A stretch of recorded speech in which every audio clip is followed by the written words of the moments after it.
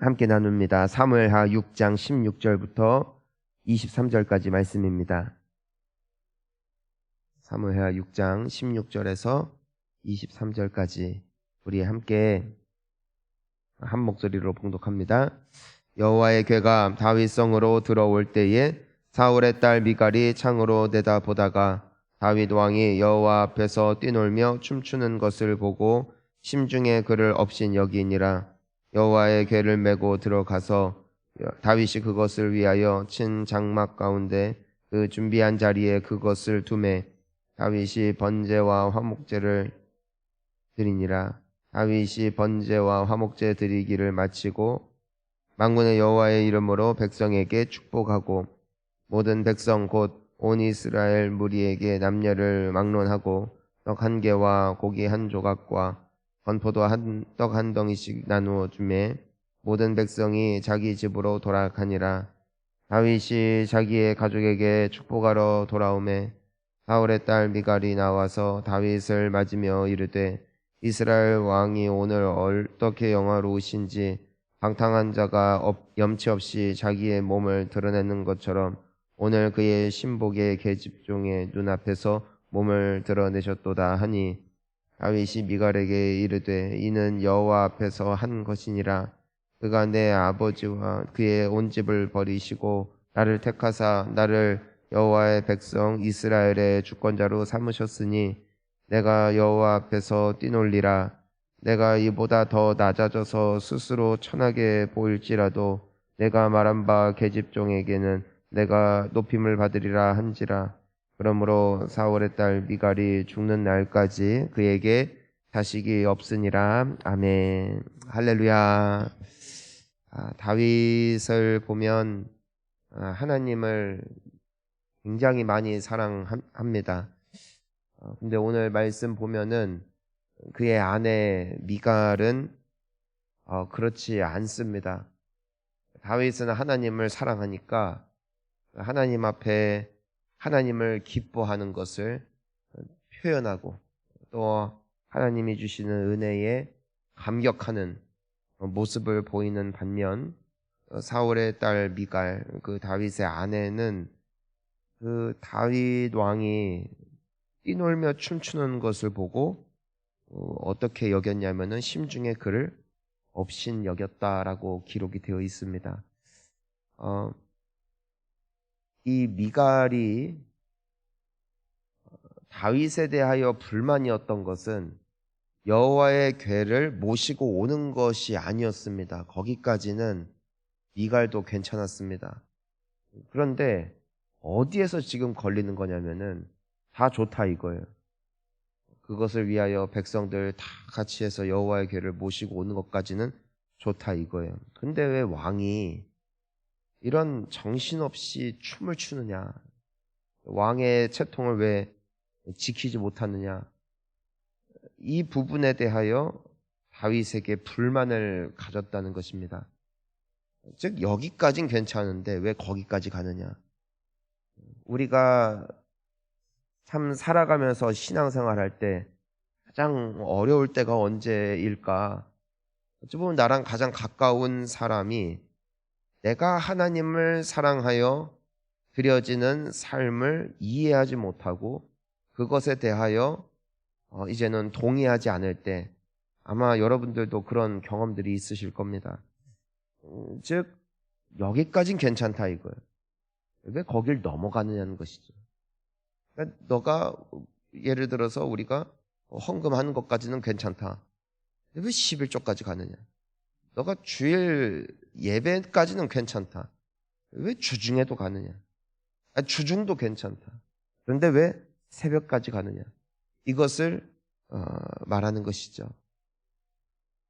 이젠 미갈이 다윗을 업신 여겼습니다. 근데 우리가 이제 알다시피 다윗은 기뻐 춤추며 뛰놀고 있습니다. 여러분 이것이 은혜인 줄을 믿습니다. 어떤 왕으로서의 채통보다도 다윗에겐 무엇이 더 큰 거예요? 하나님이 주시는 은혜의 기쁨이 더 컸다는 것입니다. 그러니까 왕이니까 이러지 말아야지라는 어떤 규율에 스스로가 갇히질 않는 것이죠. 왜냐하면 내 마음이 너무 기쁜데 주체할 수 없는 감사가 그의 심령 속에 있었다는 것이죠. 이 은혜가 우리에게 회복되어질 수 있다면 참 행복할 것 같습니다. 왜냐하면 우리는 어느샌가 경직돼 있고 어느샌가 앞뒤 따지고 어느샌가 내가 넘어가지 말아야 될 선, 내가 지켜야 될 선을 어느샌가 그어놓고 살고 있기 때문이죠. 은혜가 없는 교회, 은혜가 없는 신앙은 점점 규율이 강화됩니다. 점점 규칙들이 많아집니다.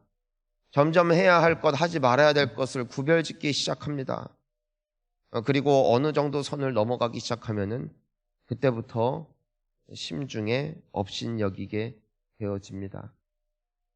미국에 가서 전 참 순진했던 건지 눈치가 없는 건지, 저는 어쨌든 본향교에서 신앙 생활을 했고 신앙을 이곳에서 배웠기 때문에 저는 기도하는 것을 이곳에서 배웠죠.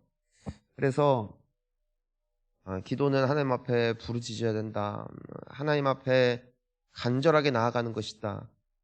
어떤 내가 사색이나 어떤 묵상보다도 내가 정말 간절하면 그 한나가 마치 여호와 앞에서 술 취한 여인이 그러하는 것처럼 너무 간절하니까 막 기도했던 것처럼 그것이 마땅히 내가 지켜야 될 기도의 모습일 것이다라는 그 신앙관이 있었습니다. 근데 전 지금도 기억해요. 그 학교에 목사님들이 많이 계셨는데 이제는 새벽 기도를 갔습니다. 목사님들이니까 많이들 계셨죠.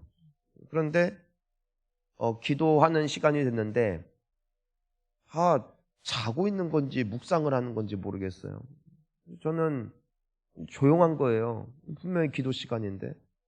저는 언제나 그랬던 것처럼 그곳에서 하나님 앞에 목소리를 내어서 기도를 했습니다. 목사님 한 분이 저를 끌고 나오더라고요. 그래가지고 목사님 여기서 이러시면 안 됩니다. 그래가지고 목사님이 아니죠. 그때는 저 학생이었으니까.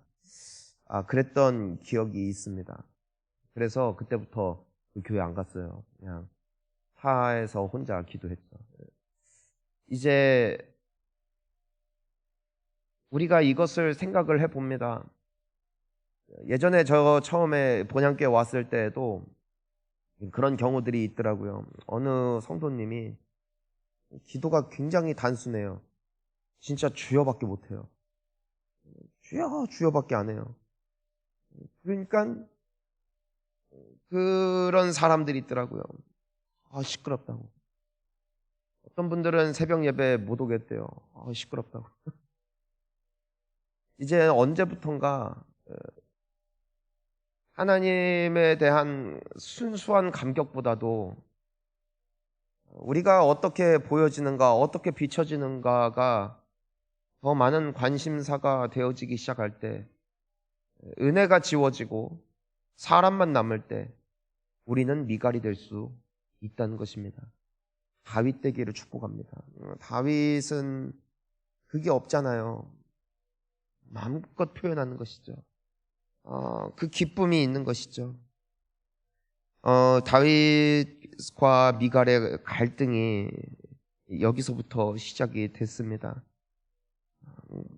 이제는 다윗이 어쨌든 여호와의 궤를 이제는 준비한 곳에 두고 하나님 앞에 제사를 드리고 백성들을 축복하고 모든 이들에게 떡 한 개와 고기 한 조각과 건포도 한 덩이씩 나누어 주고 각 사람들이 다 집으로 돌아갔습니다.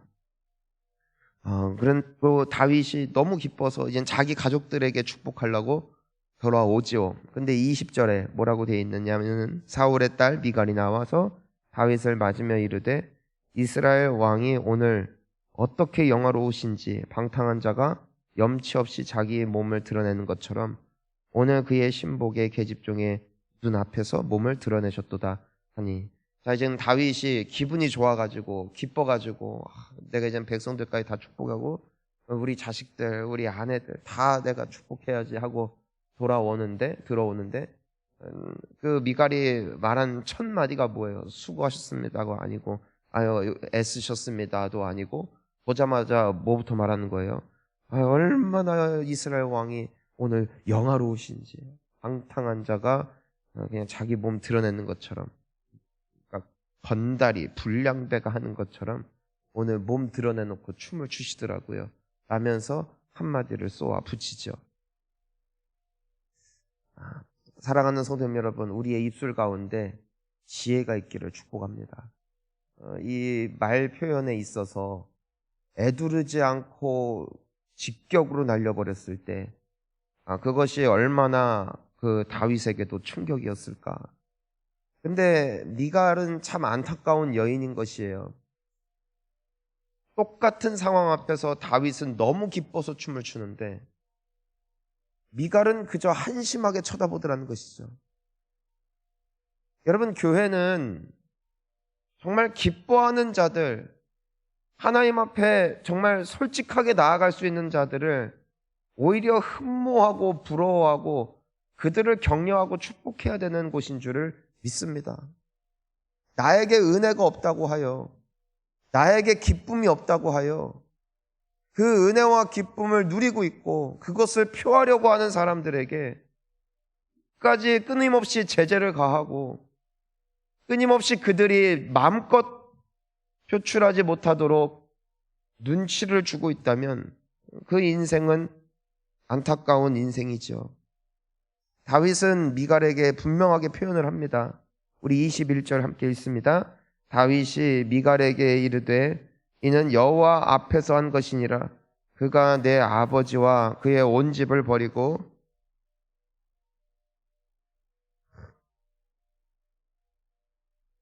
내가 여호와 앞에서 뛰놀리라. 다윗이 미갈에게 무엇이라고 말합니까? 나는 내가 춤을 춘 것이, 그리고 춤을 추다가 내 바지가 흘러내린 것이 당신 눈에 어떻게 보였든 간에 난 상관없다. 왜? 나는 여호와 앞에 한 것이다.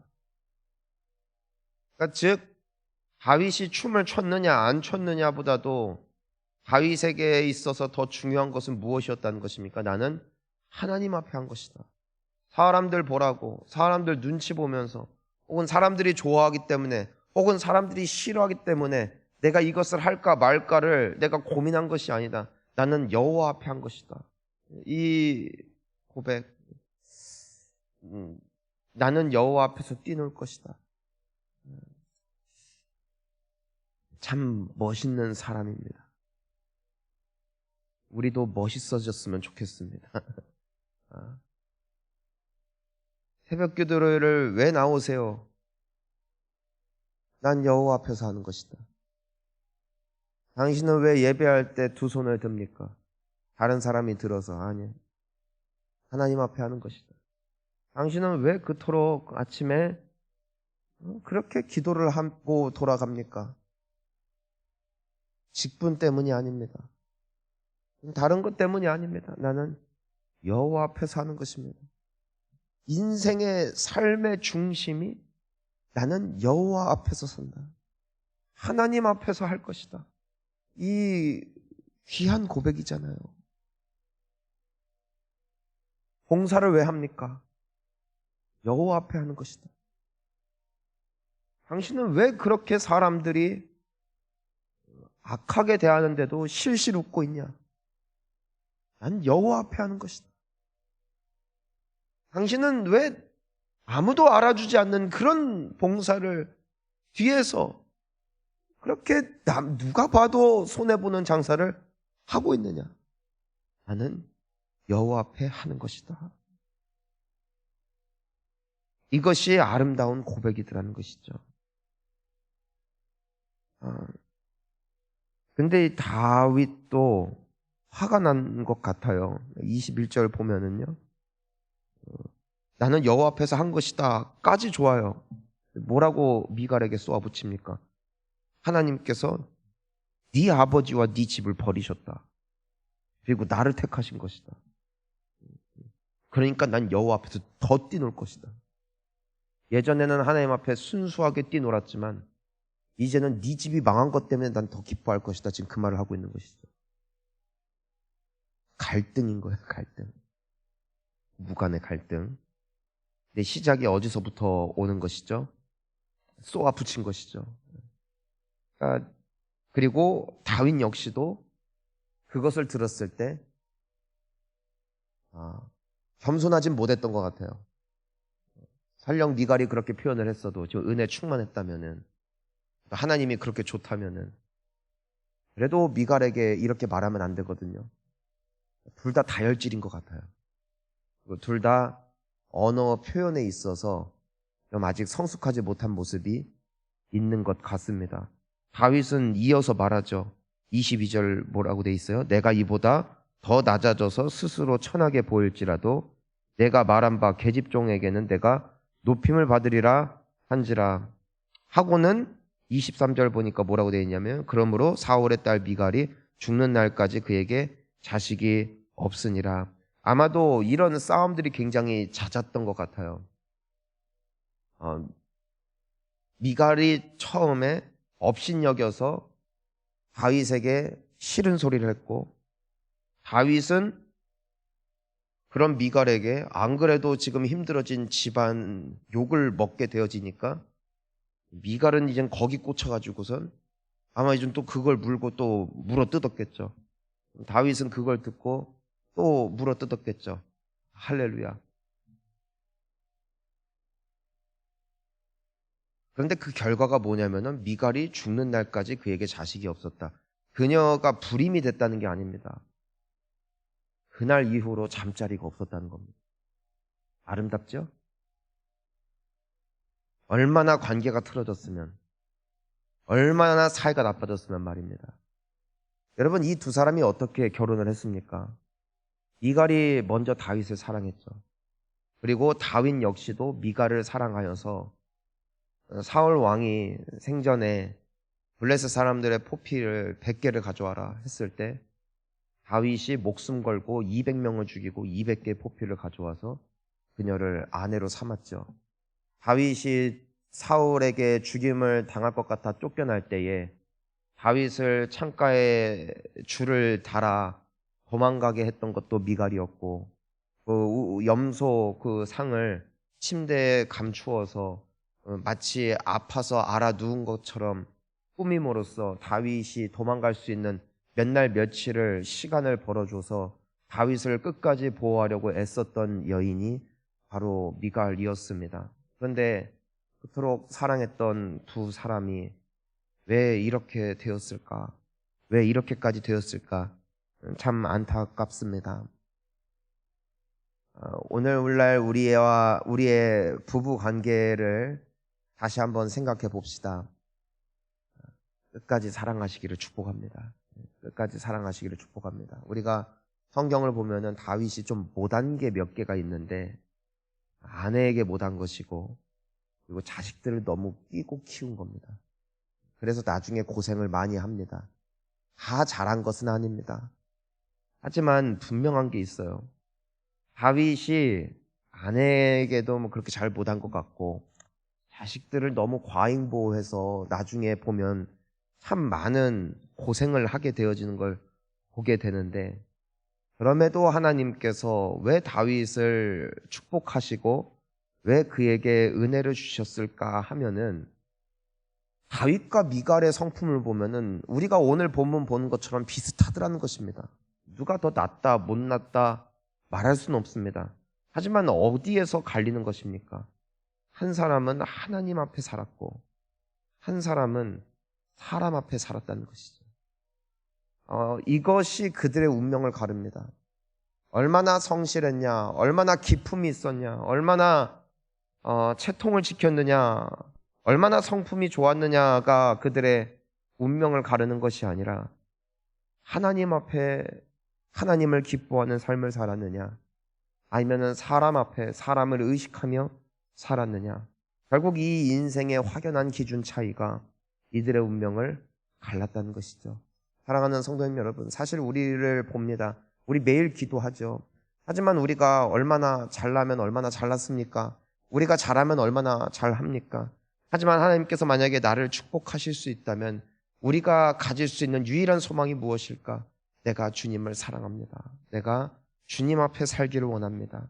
이 마음이 있다면 여러분은 이미 주님이 기쁘게 받으신 축복의 사람들인 줄 믿습니다. 오늘 하루를 살아가는 가운데 나는 여호와 앞에 설 것이다. 난 여호와 앞에 할 것이다. 이 아름다운 다윗의 고백이 우리 고백될 수 있기를 간절히 축원합니다. 우리 함께 기도하겠습니다.